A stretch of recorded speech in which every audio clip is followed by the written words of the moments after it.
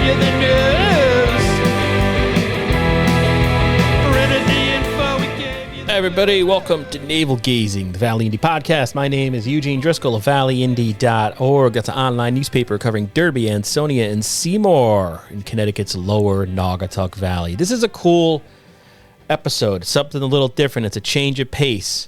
It's going to be a joint release with the other podcast I do called Insufferable Bastards, which is more entertainment focused, but I wanted to share it here too because it's something different. You know what I'm saying? I interviewed Brian Volk-Weiss. He's the CEO of the Nacelle Company. That's a big fancy Hollywood company. They brought us, if you're a Netflix fan or a Netflix subscriber, you remember the movies that made us? Documentary on Elf, Aliens, Friday the 13th, Home Alone, and the toys that made us, which featured like He-Man stuff, Star Wars stuff. Two really popular shows on Netflix. This guy is the brainchild behind that. He heads up the company that makes those shows, and he directs some of the episodes. So he's got a new one coming out. Actually, it just was released July 12th, 10 p.m. to be precise, on Vice TV. It's called Icons Unearthed, and the first season is focusing on Star Wars. He landed an interview with Marcia Lucas. We talk about that in this interview. And Brian started out as a stand-up comic manager. I'm kind of a comic fan, so second part of the interview goes into that part of his career a little bit. Anyway, I had a really great time talking to him. I hope you have a good time listening. So I'm going to shut up now, and here's the interview. Thank you. Brian Volk-Weiss is the CEO of the Nacelle Company, which brought us the movies that made us and the toys that made us, two ginormous Netflix shows that everybody loved. He's back with Icons Unearthed, a new documentary series on Vice TV. The first bunch of these episodes concentrate on the making of the Star Wars movies, ladies and gentlemen. The first episode of Icons Unearthed premiered this week on Vice TV. It was outstanding, by the way, and it was directed by my guest. Welcome to the podcast, Brian. Good to be here. Thank you for the nice words. Oh, no problem. I mean, I am a big fan. I'm not just blowing smoke. So that first episode, it goes into Star Wars, like I said. So I got a statement, and I'm going to follow it up with a question here. I even wrote down notes for this. I'm a little nervous. I apologize. Oh. But I feel like I've already failed in this interview because we're going to be talking about Star Wars. And there's that Star Wars fandom out there, and they make me nervous because I know no matter what I ask you about Star Wars, there's like 1,000,001 other questions that people deep into Star Wars probably have for you, and I'm not going to hit those questions. So there's a pressure just talking about Star Wars at this point in our culture. So I'm wondering, does any of that, this worrying about not living up to the fans' expectations, worry you? How do you deal with that when you approach a documentary like this? I mean, listen, I am a fan, you know, and I tell you, it's a very interesting time in life to be a fan of something that you're producing shows about. I made a show a couple of years ago that a lot of people did not like.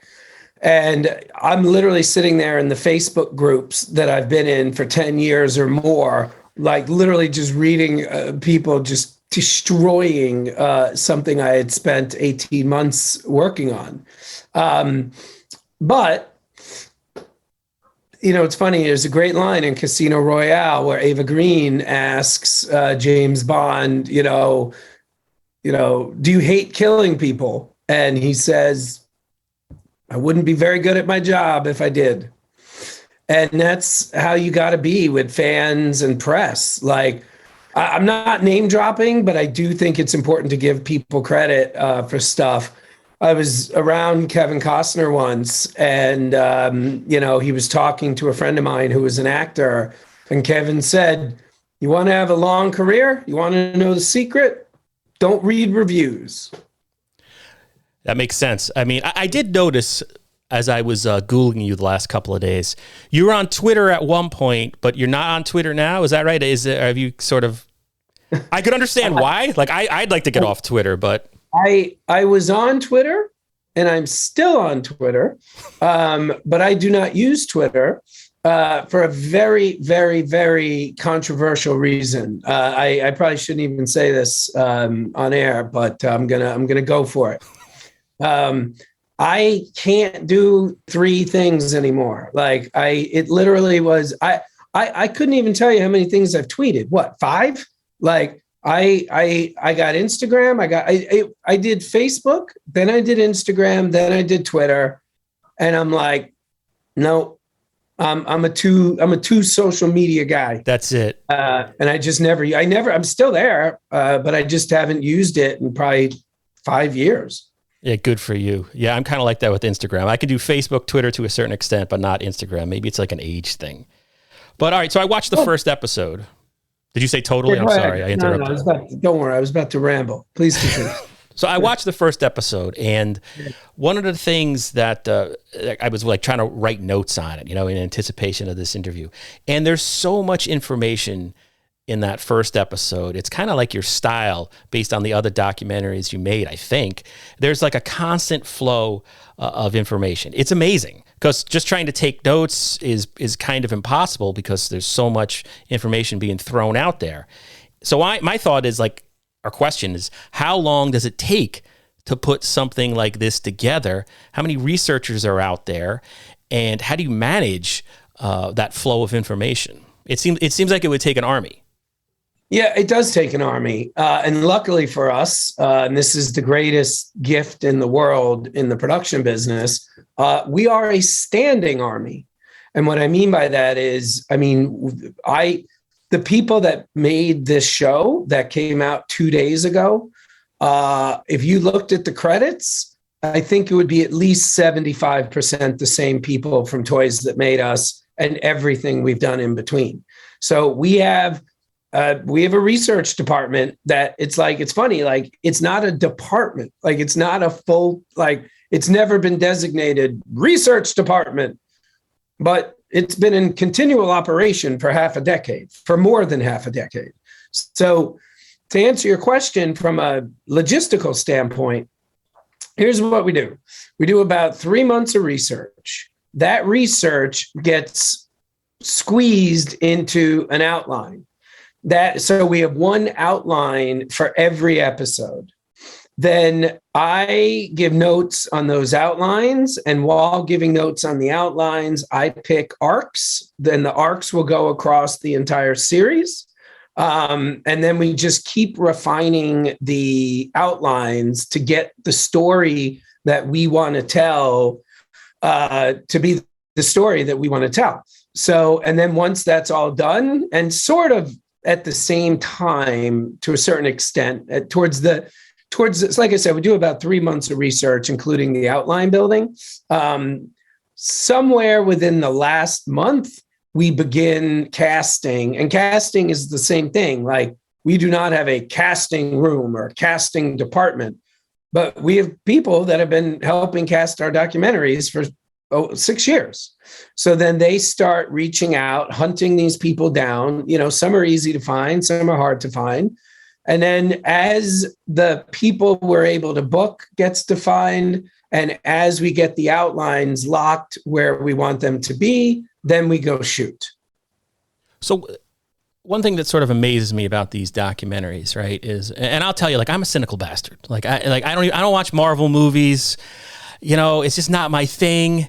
I did a podcast last week where I said Gremlins isn't as good as anyone remembers. People came up to me and objected. Like I have a problem. I understand that. So that being said, when the Toys That Made Us and the movies that made us came to Netflix, you're scrolling through, and I thought, oh, this must be just based on the image. I was like, oh, this must be like, remember the 80s, those VH1 shows that used to be on with the comedians and the talking heads where they would just kind of delve into nostalgia.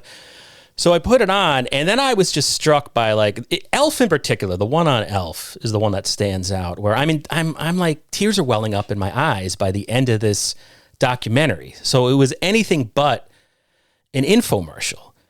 And so I guess credit goes to you and your team for finding a story within the making of that movie. So now you got Star Wars. Go ahead.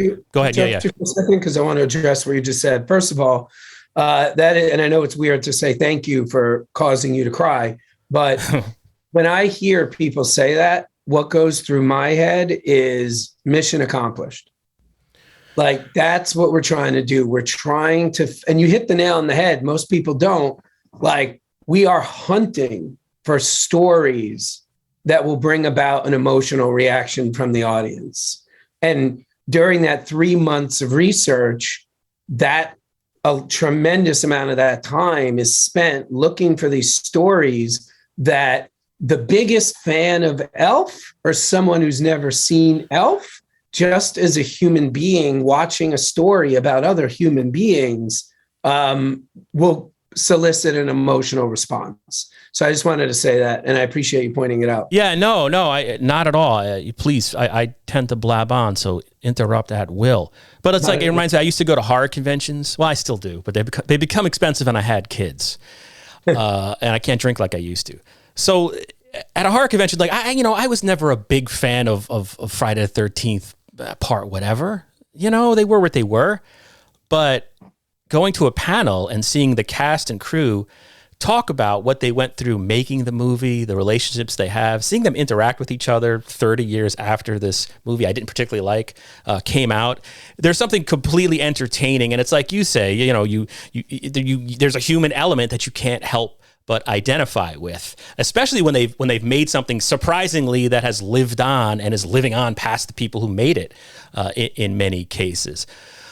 But with Star Wars, I'm wondering, because so much has been said, and maybe this is a repeat of my earlier question, how difficult was it to sort of find that story that maybe wasn't told before, given the intense scrutiny that Star Wars has had since essentially the day it came out? It wasn't hard at all, because I have a trick, which I used last year for another show we did. That show was called The Center Seat, 55 Years of Star Trek. And it was a 11 episode series. It was the deepest dive into Star Trek ever. And hopefully Icons Unearthed Star Wars is the deepest dive ever into Star Wars. The way we do these docs is because I'm as big a Trekkie as I am a Star Wars fan. Something I've noticed that happens, which I don't know why, but I have been aware of this for about 15 years. For some reason, and it's the same thing with Star Trek and Star Wars, the books written about the making of these movies and TV shows have so much information in them that for whatever reason doesn't typically get covered in documentaries. So being the fan that I am, I've seen all the documentaries, or most of them. If not, I probably have seen them all. But so I know what's been covered. And what I find very strange about this topic of the same IP getting the same story told over and over and over again in different documentaries. And I've seen it many times. There's a bunch of He-Man documentaries. They tell the same story over and over again. So I know from the books what has not been on television. So literally, as soon as the show is greenlit, I already know what has never been shown before or what is never talked about before. So that's the first thing. The second thing is, not only were we very lucky to get Marcia Lucas's first on-camera interview ever, but, and this is key when you're making a documentary, we got her early. So we had like a 3-month production schedule, and we had her like week 5. And she gave us so much groundbreaking information that we were able to change what we were doing in midstream. And the reason why it's important, the reason why I pointed out the importance of it happening in week 5 and not week 11 or week 12 is she gave us information we didn't have that I believe to this minute nobody has. And has any of that aired yet, or is that coming? Oh, yeah. Okay. Some of it has already. Okay. Most of it is coming in the next episode. Okay. Because that's when her involvement really was big in post. But because of what she told us, we were able to change a lot or add a lot of questions to all the people we interviewed after her. And that interview, this happens. It doesn't happen every doc, but it happens. And sometimes you get one interview will change everything. In the Toys That Made Us Star Wars episode, that lawyer, Jim Kipling, I didn't even think he was going to show up. I mean, no one had heard of the guy. We worked with somebody who did a Star Wars documentary before us. He spent like 5 years making it. He had never even heard of Jim Kipling. Jim Kipling was like this random lawyer in the middle of business affairs at Kenner in the 70s. And we found him because I always know, find the lawyers. They're the best people to interview. But because they're lawyers, they don't like to be interviewed. And that guy showed up. Not only did he show up, he brought the contract with him between George Lucas and Kenner. And like, it changed the entire show. Is that kind of what keeps you coming back to doing these? I mean, obviously I was looking at like your IMDb alone. Like you haven't stopped working, I think, since you were born, it looks like. So it makes me think like, well, why is this guy working so hard at this point in his life? But is it the thrill of is it the chase? Because you kind of sound like a journalist right now when you get, this has opened up a whole new story. Is it the thrill of the chase that keeps you doing this? No, not at all. It's, again, you're asking me a question. I'm going to give you an honest answer, but it's very cheesy. But I just, I want to leave as much behind as I can, like when I'm dead forever. And whatever I produce during my lifetime will live forever.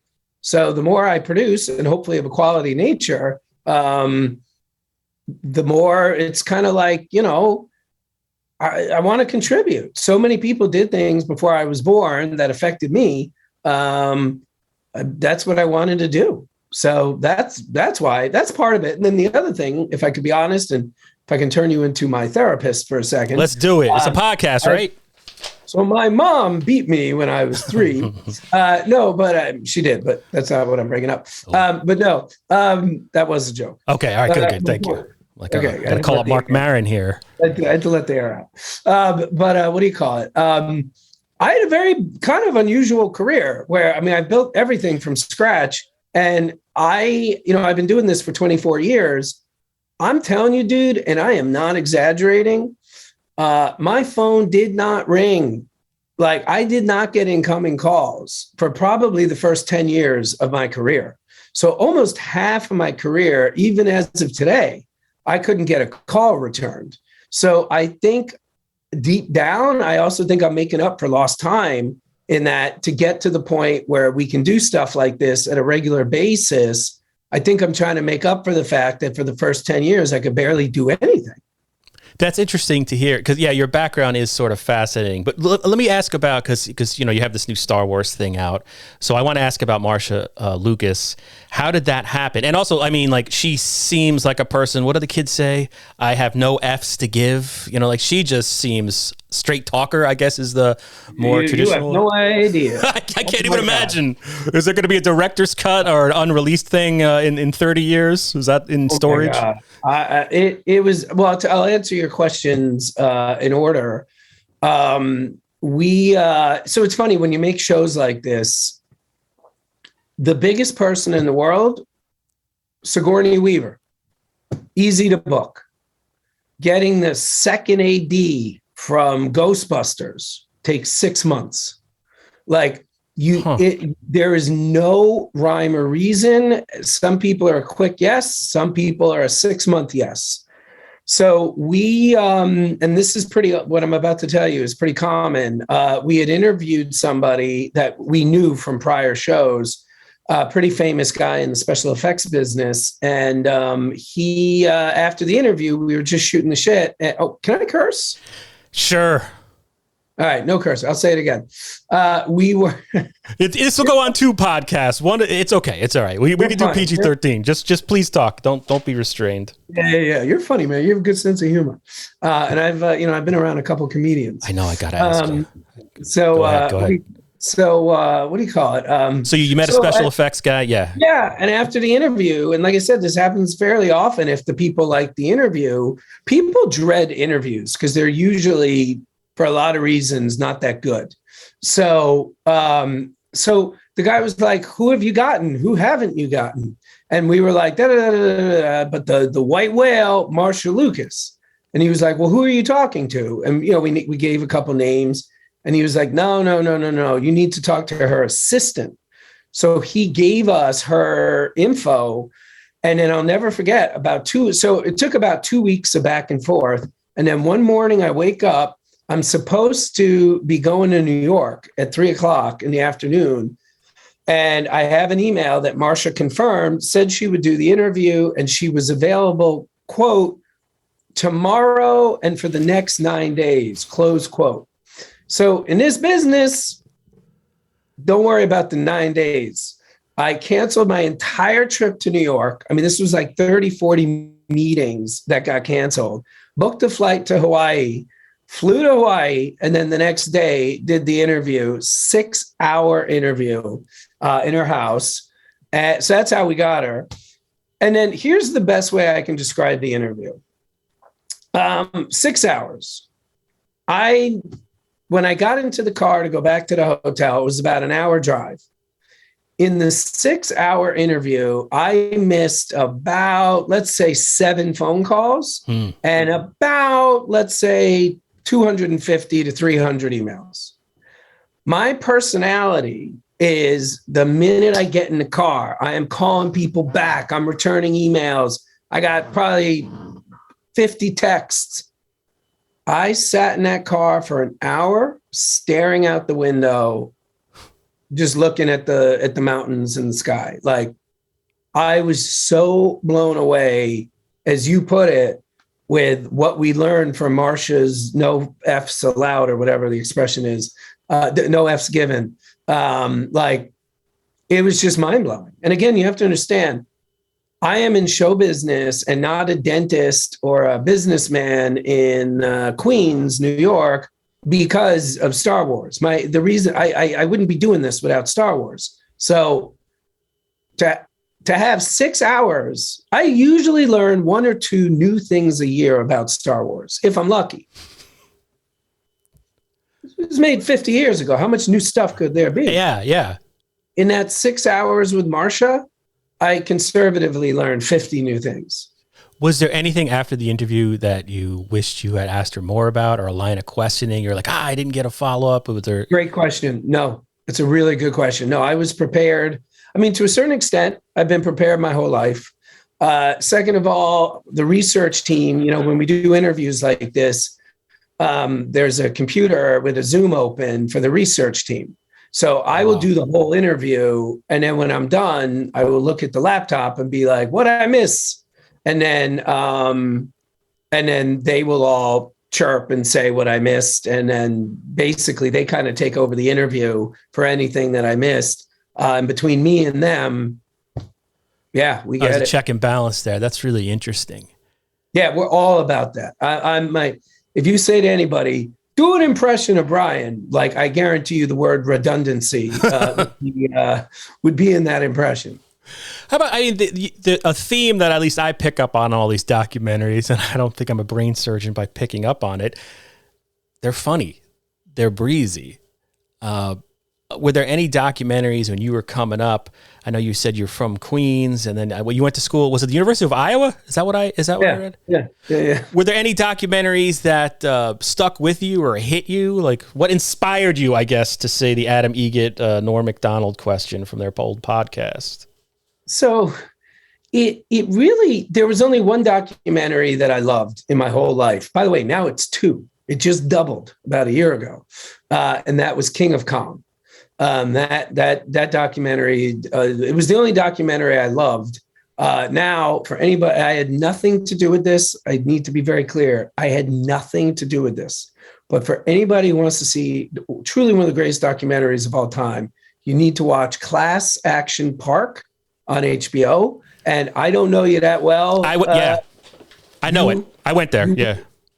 You will you will literally pee in your pants watching it. It is the funniest. It's the only documentary I've seen twice. Anyway, I'm not supposed to be here to talk about other people's shows. Sorry. So no, that's all right. Your question. So I wasn't really inspired by any documentary. Well, yes and no. I was anti-inspired by other documentaries. And what I mean by that is I would watch these documentaries about toys that literally, from the music to the voiceover to the editing, they treated He-Man like it was the rise and fall of the Third Reich. And it's like, why? Like, it's a toy. Like, why are we treating He-Man like, like a cancer patient going through chemo? Like, this is like completely tonally off. So, but when Toys That Made Us got greenlit, which was, I mean, talk about like random lucky breaks. I said it was the first time in my career I was literally able to do whatever I wanted. Like Netflix was like, yeah, send it when you're ready. Just don't go over budget. I mean, that's barely an exaggeration. I mean, when we started sending rough cuts, I almost expected them to be like, wait, what is this? Like that's how like Netflix was greenlighting a billion things. Like, so we had free reign to do whatever we wanted. And I just, by the way, I wanted to have fun. I wanted to make joyful docs, but I also, because my background at that time was almost entirely comedy, I hired the people I knew. So, and it's funny, our lead editor, this guy named Ben Frost, I mean, to call him a genius is actually an understatement. And we've worked together since Toys. That's like 6 years, which is 97 years in any other profession. Ben told me long after the fact on Toys That Made Us, Ben said, my entire career, I would edit by myself to do my cut, and I would send it to the director, and they would say, dude, this is the funniest thing I've ever seen. Tone it down. And he said, he goes, Brian, you are the first person ever to say, this is the greatest thing I've ever seen. Keep going. So I think that his comedy background, on top of, I mean, like I said, the people we hired were all comedy back people. None of these, I didn't hire people that worked on glossy HBO docs, like we were all like just comedy people. And that's who I hired. And that's why that vibe is in our shows. And you brought up Netflix, and I do feel like we're in this golden age of documentaries, including the glossy Absolutely. HBO ones, golden age of television again. And it's a lot of it. I mean, there's so many streaming services out there, and I subscribe to them all. I'm going to be broke in a week because you don't even know. You subscribe to them, you forget, sign up for a free thing, and then it's charging you and all that. But so Netflix recently, though, and actually you said that Netflix played a huge part. Took 7 years to get Toys greenlit. They do it, give you free reign. So I imagine that was a huge thing in your career. Gave you, free reign to make what you wanted to make. But there's been these stories like the last couple of weeks, and I know nothing about any of this. But Netflix, from what I understand, they made $14 trillion when they said they're going to make $14.5 trillion, and now suddenly the sky's falling. But is this, since there's so much good stuff out there, and you being the business guy, is it sustainable over the long run? Do you think all these are there cracks in the dam? Are you still having success getting your stuff onto these streaming services? Is it changing at all, or what? So it's funny, you kind of get it. Like, I can tell by the way you phrased the question, like you get it. Like, it's not the end of the road for Netflix. Like this is so common in business. Like, this is the way capitalism works. You start out with an idea, the idea works, you didn't know it would work, money comes pouring in, and you have a decision to make. And by the way, this is true for every business. Companies that make toothpaste, companies that make advanced thermal cameras for imaging, like this is true for every company that's ever existed, going back to like General Electric and 3M. You get to a point where you can go left and just kind of keep doing what you're doing, or you can go right and you can continue to scale. Boeing did that with the 747. Like this is not just a show business thing. So Netflix decided they're not going to just goof around and keep licensing stuff from studios because they knew that would end.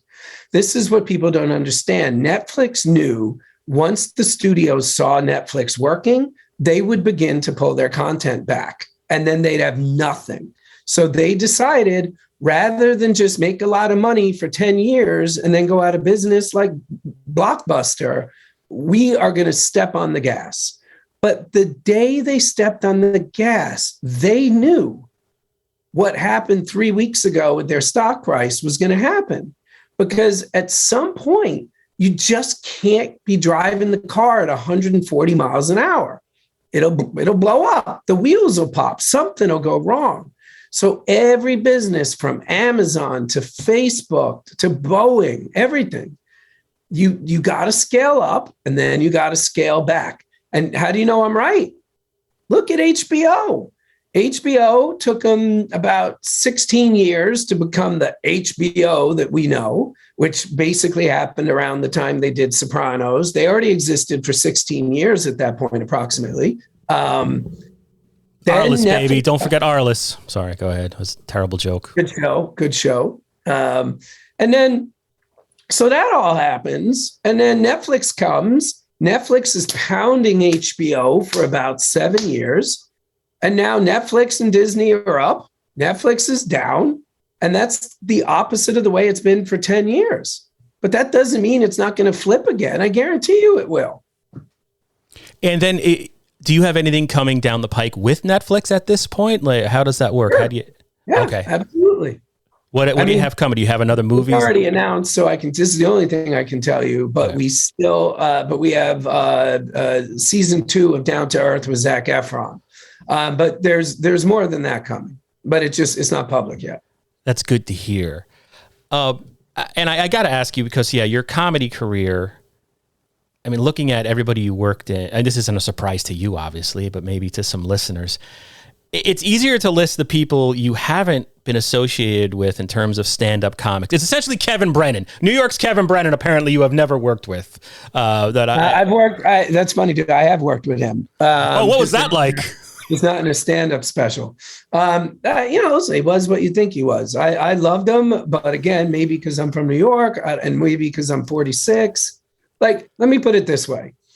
I don't think a 20-year-old from Colorado would have liked him.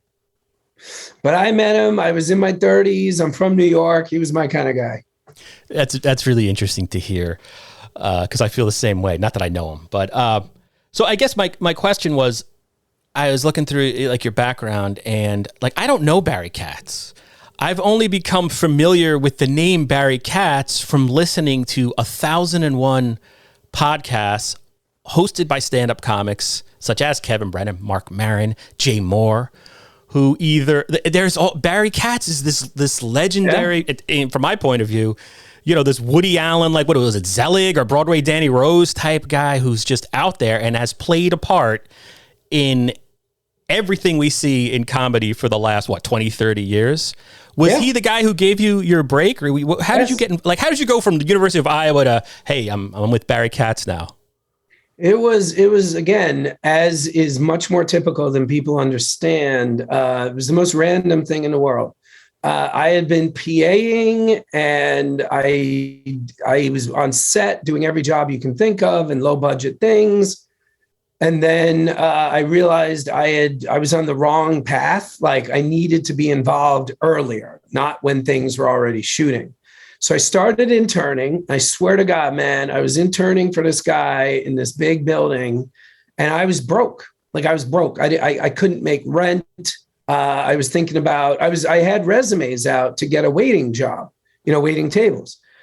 And I basically was broke interning for this producer. And on this floor, there was a communal copy room. And in the copy room, all the assistants from the different companies got to know each other. One day I'm talking to this guy. He had booked an acting gig and needed to replace himself. I didn't even know what a manager was. Like I knew about agents. I didn't know anything about managers. All I knew because Barry was paying $50 a day cash. And I needed about like $100 to make rent. So I interviewed with Barry. He hired me. I started working for him. I paid my rent. I realized I did not want to be a manager. I tried to quit. Can I interrupt you right there, though? Like, because what was it about being a manager of stand-up comics, I presume? What was the worst job? It's the worst job in the world. Why? And I can prove to you how bad it is. Here's how bad it is. One of the most successful managers of all time, a guy who makes, if I had to guess, between $8 and $15 million a year every year. Anytime I see him, anytime I bump into him, he looks at me and says, not sometimes, always, he says, man, you're lucky you retired. Every time. It's the worst job. Like, it's easy for me to say you're babysitting, but like, the problem is, like, your fate is not in your own hands. So you're literally backing another brain and another heartbeat. And my career, I started with these people almost always before they were famous. So I would try and sign like a normal person. And then when they would become famous, I mean, it was like 80% of the time, like they became a different person. So here you are, you killed yourself making no money for 4 or 5 years. Now they're making real money. And all of a sudden your fear goes from, they're going to fire me because I can't get them an opportunity, to they're going to fire me because the grass is greener somewhere else, or I didn't get the M&Ms sorted properly and stuff like that. So, and I will say this to their credit, because I want to make sure I'm clear about this. It's not a one-sided thing. So it's easy for a manager, an ex-manager like me, to say it's the worst job in the world. That's actually not true. The real worst job in the world is being a comedian. There is nothing harder. It looks so easy watching a comedian do what they do. It is the hardest thing in the world. So, and also, you're getting booed probably for the first 2 to 8 years of your life. Like, that traumatizes you. I mean, could you imagine practicing your skill set? Could you imagine the day you became a reporter, the first year as a reporter, 80% of your interviews said, boo, boo, you stink. What a dumb question. But you keep interviewing people until it goes down and down and down. You're still traumatized from years of abuse. So I never faulted the comedians for reacting to fame or failure the way they did, because if I were in there, I didn't have the courage to be in their shoes. And I'm not saying I had the talent, but even if I did have the talent, I wouldn't have chosen their career path, because it's so dangerous and so risky. So yes, so back to Barry, he convinced me, because I told you I tried to quit. And he's like, well, why don't you want to be a manager? And I said, I wanted to produce and direct. And I didn't, and he was like, well, you can produce and direct with your clients. And he was absolutely right. I mean, my entire career, I learned I run the company based on what I learned as a manager, first of all. Second of all, our entire library of stand-up specials, which we own, that funds our ability to make documentaries like the one we're talking about. Yeah, that's just an amazing career. And I just totally. When's the documentary coming out on that? Or when's your book coming out? The book, I don't know if I'll write. The documentary, that is certainly someone else's job. If anyone has the inkling, which I would, if I had to guess, will not. And let me ask you a couple of clickbait questions here. I'll probably cut them out, but let's just give it a try anyway. Brendan Schaub, comedian, UFC fighter, has engendered some unpopular opinions on, like, the whole internet's attacking him for the last couple of weeks. Do you have any advice? I don't know if you're following any of this drama, maybe you're not, but do you have any advice for a guy like Brendan Schaub, a stand-up who's gotten himself in some, not trouble, but fans are angry at him in a mob way? I should probably be embarrassed to admit this, but I do not know the particulars of whatever he's dealing with. But I will say this. This would be the advice I'd give anybody. If he messed up and it's his fault, admit it. Do an interview and admit it. Don't do any caveats. Don't do any BS. Admit it. Look him in the lens, look him in the eye and say, I messed up. Here's how I messed up. I should have done X. I shouldn't have done Y. And in the future, I will do da da da da da da. That's if he thinks he messed up. If he thinks he didn't mess up and he's just getting picked on by the right or the left, woke or right-wing mafias, mobs, whatever they are, and he didn't think he did anything wrong, he should stand up for himself and fight and push back. Gotcha. And how about Marc Maron? His career as a stand-up is just, I don't know, it's sort of heartwarming, I guess, because he has this whole career. I had never heard of him. And then he does this podcast. New York Times writes about it. And the guy's one of the best interviewers out there. How insufferable was he back in the day? Did you have any, when he was the old Marc Maron? I got to be honest with you, man. I only worked with him once directly.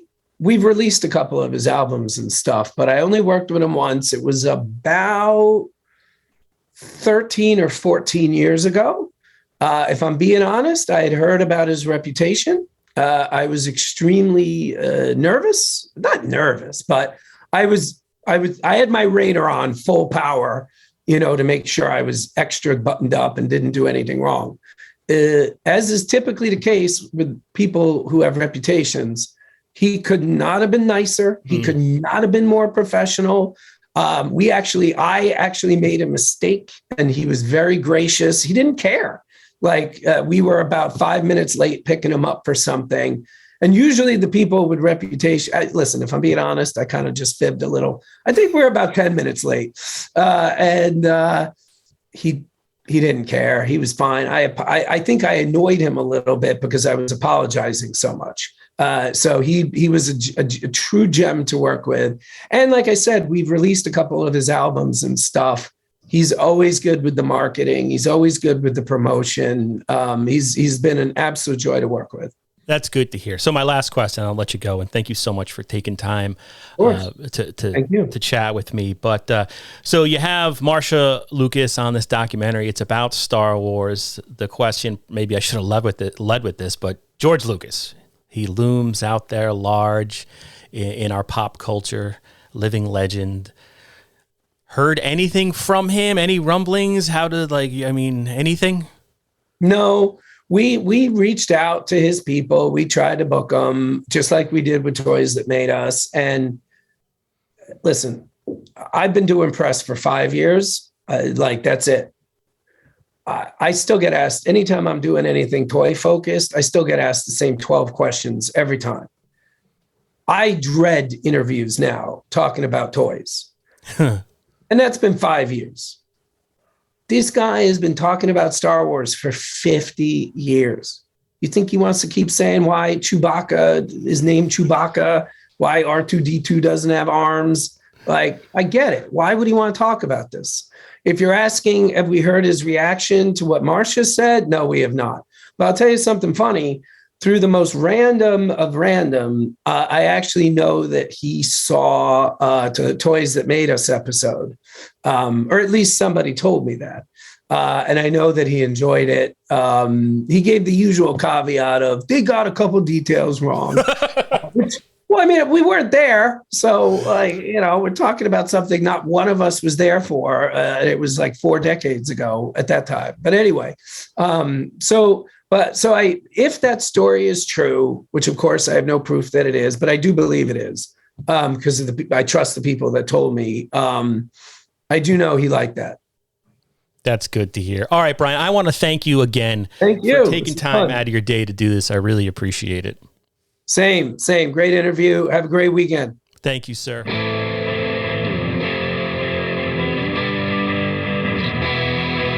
hundreds of years we've brought you the news. For the info we gave you the clues. Owners' profits were always sky high.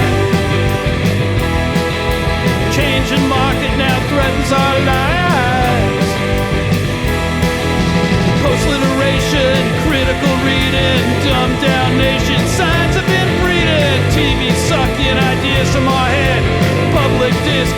just about dead. We'll ride the dinosaur. Yeah, ride the dinosaur.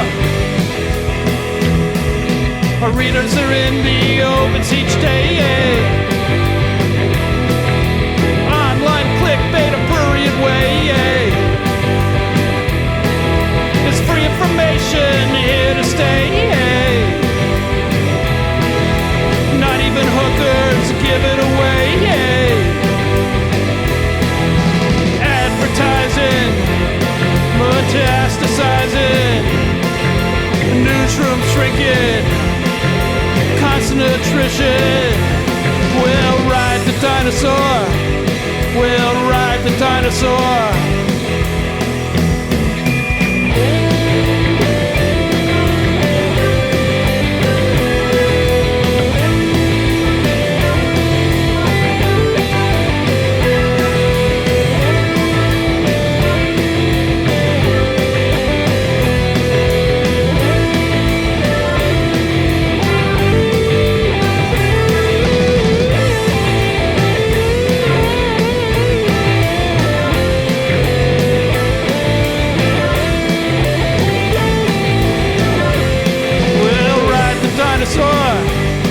Yeah, ride the dinosaur. Deadlines, bylines, pictures too.